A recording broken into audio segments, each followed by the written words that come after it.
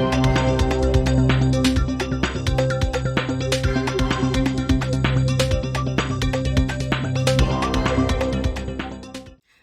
I'm attorney Sabrina Brown Taylor. I am the founder of The Disability Teacher. The Disability Teacher is an online education course that trains non-attorneys to become Social Security disability advocates. So today I want to talk to you about the initial consultation. So I am preparing to meet with a client, well, a potential client, and get information about her case. So what is an initial consultation and what is the purpose of it? Well, like I said, it's a potential client who has reached out to my firm and they're interested in representation.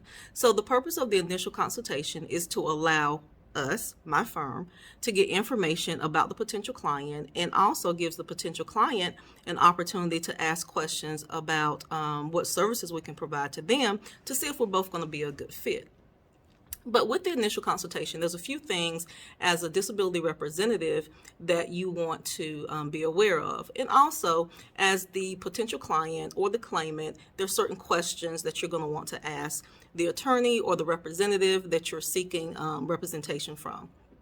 So I wrote down a couple of things just to make sure that I covered everything that I wanted to. So what we do is, in my firm, we do have intake forms, consultation sheets, and there's a few things that we want to make sure that we go over. Background of the individual, work status, their education, impairments, activities of daily living, and then, of course, medical treatment. So let's kind of go over each one of those categories. The first thing we want to find out about the client is, of course, their background information. We need to know their name, email address, their education status, their marital status, and also whether they have any children. So when it comes to their marital status, we need to know, are they currently married, divorced, or single? And then when it comes to children, we need to know the age of the children, and eventually, if we are going to represent the individual, we will want to know the children's Social Security number and date of birth, because if someone is eligible for Social Security disability benefits, it's likely that their dependent children will also be entitled to benefits as well. So we want to be able to represent them. And after we go over the background information, name, contact information, of course, address and things like that, telephone number, we then move on to the individual's work status. So what we need to know is, are you currently working? If you are not currently working, when is the last time you worked? Your last day of work is also usually going to be your alleged onset date. Alleged onset date just means the date that you became disabled. So it's very important to get that information. Now, you can still be working and be eligible for Social Security disability benefits. However, you must be limited in the amount of money you're making, as well as the type of work that you're doing. Currently, for 2022, an individual is able to make $1,350 per month and still be eligible for disability benefits. So once we get information about your work status, we also want to know the last time you worked, but also what's important is the type of work that you did perform. So we'll want to know your work history for the last 15 years prior to you becoming disabled. That's the last 15 years prior to you becoming disabled. This is pretty interesting because for some individuals, they've only had one or two jobs in the past 15 years, but for some individuals, they've had many jobs. I've had a client before who had at least 12 jobs in the last 15 years. So getting that information prior to coming to a consultation is very important because oftentimes an individual cannot remember the dates of employment, where they were employed for the past 15 years, if they had a lot of different jobs. So it's important that you have that information prior to coming to your initial consultation. Next thing that we want to discuss is your education. Education is, I need to know the highest grade that you completed. But education, we're going to want to know the highest grade that you completed. And when we say the highest grade that you completed, it means actually finish that grade. So oftentimes you may have an individual who says, well, I went to the 11th grade, but they may not have completed the 11th grade. So the information that we need is the highest grade that was completed. So that's going to either be you've received a high school diploma, you've received your GED, or you've gone on to college and you've had 1 year of college, 2 years, whatever you completed. If you have a college degree, if you have a master's degree, any information like that is extremely important. and also with education, as well as if you attended any trade schools or any type of associate's degree. So once we go over your education, and also I want to know if you're currently enrolled in school as well. Now, being enrolled in school does not preclude you from receiving Social Security disability benefits, but I am interested in whether you are, if you are enrolled in school, are you attending school on campus or are you attending school online? Also, do you have, if you are currently enrolled in school, do you find yourself having to take more breaks more often? If you can't sit in a seat for longer than 50 minutes or something like that. So it's important to get information about an individual's education. So after we've discussed education, the next thing I want to know about is your impairments. Your impairments, or what is it that causes you to be disabled? And that could be anything from an individual being diabetic, having high blood pressure, having issues with your back pain, degenerative disc disease, arthritis. A lot of times I see a lot of back issues, lumbar issues, and things of that nature. So what we really want to talk about is what impairments do you have? What are your severe impairments? Now, as a potential representative for an individual, I do want to know all of the impairments you have, even if they're not severe, because they could affect other things. So I want to know everything that bothers you, everything that hurts, anything that you can think of that bothers you. I want to be aware of that. And then as your representative, I can then decide what's most important that Social Security needs to know. Social Security usually wants to know your severe impairments, but they also do want to know those other impairments that you have that may not be severe, but may cause your other issues to become more severe. So it's just important to make sure that you give all the information. I just ask potential clients to actually be prepared for the initial consultation. It's not just an opportunity for the two of us to meet to see if we're going to work together well, but it's an opportunity for you to present as much information as you can to me to see if I can represent your case and to see the strength of your case as well.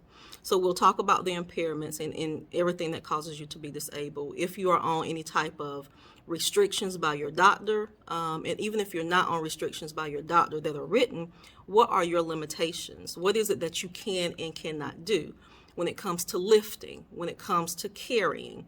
And so oftentimes people don't think of or don't know how many pounds they can lift.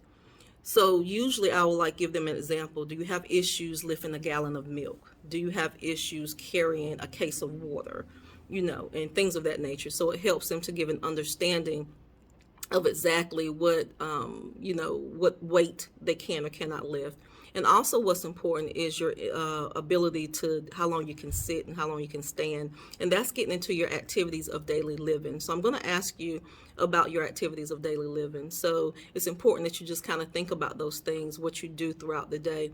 Oftentimes people really don't think about it. I'll get clients when I ask this question, especially when we're doing the application, I'll ask them, what is it that you do all day?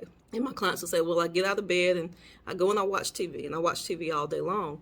And that's possible, but there's other things that you do throughout the day that you don't think is important. So this is why it's important to have a representative for you, be it an attorney, be it a non-attorney representative, just someone who knows how to address the questions that Social Security is going to be asking you. So there's a specific question that Social Security asks, and they do ask you, what do you do from when you wake up to when you go to bed? And like I said, people will say, well, I wake up and I watch TV all day. No, let's think about it. When you wake up, do you immediately get out of the bed?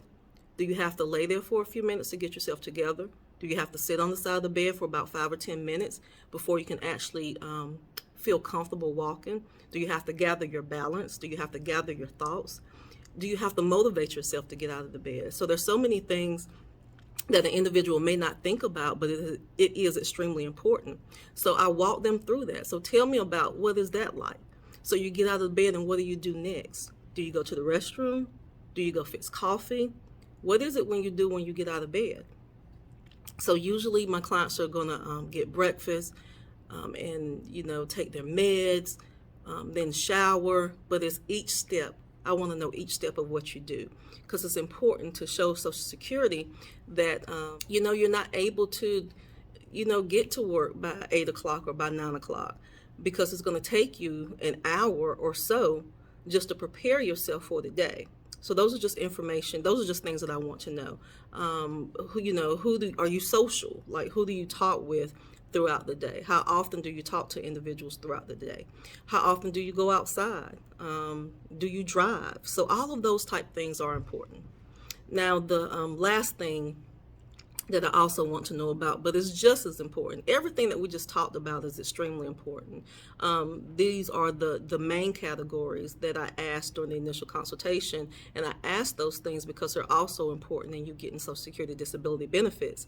So the next thing I want to know is about your medical treatment. So we've talked about your severe impairments. So now I need to know, are you treating with a doctor? Now this is important. This is probably one of the most important things that individuals should know that's trying to get disability, as well as new representatives who are helping individuals get people with disabilities get their benefits. Medical evidence. We have to have medical evidence to corroborate and to support the ailments that you have or the severe impairments that you have. So your medical treatment, are you treating with a doctor? If you are treating with a doctor, who are your doctors that you're treating with? How long have you been treating with those doctors? Are you seeing any specialists? So usually you have a primary care physician, and with my clients and potential clients, because their issues are so severe, they may have a primary care physician, but also oftentimes these doctors have referred them out to specialists. So I want to know, if you're arthritic, are you treating with someone, an arthritis doctor, someone who does works in rheumatoid arthritis or something like that?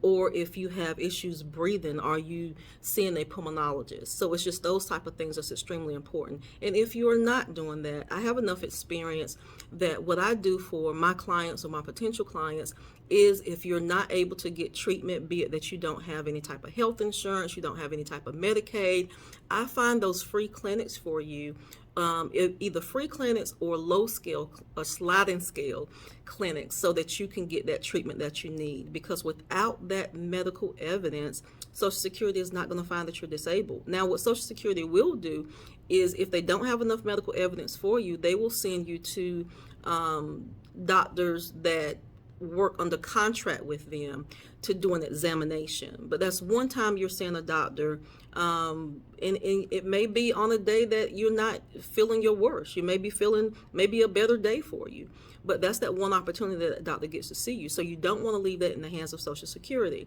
You want to make sure that you have your medical evidence built up to support all of your conditions. So that's all that I can think about right now when it comes to the initial consultation. Actually, my appointment is probably getting ready to start in about 10 minutes, so I'm hoping that my potential client is here, and so that I can get this information from her, and hopefully it's a case that I'm able to help her out on. But anyway, if you have any other questions for me, you can just reach me at thedisabilityteacher.com. You can leave me a message, and we will absolutely get back with you. Or you can leave a question in the comment section and let me know if there's something that you want me to talk to you about. If you have questions about trying to get disability for yourself or get disability for a family member, or if you're interested in becoming a Social Security disability representative and you have questions about the process, please let me know. I'll try to post more videos about just certain topics that are important to Social Security disability,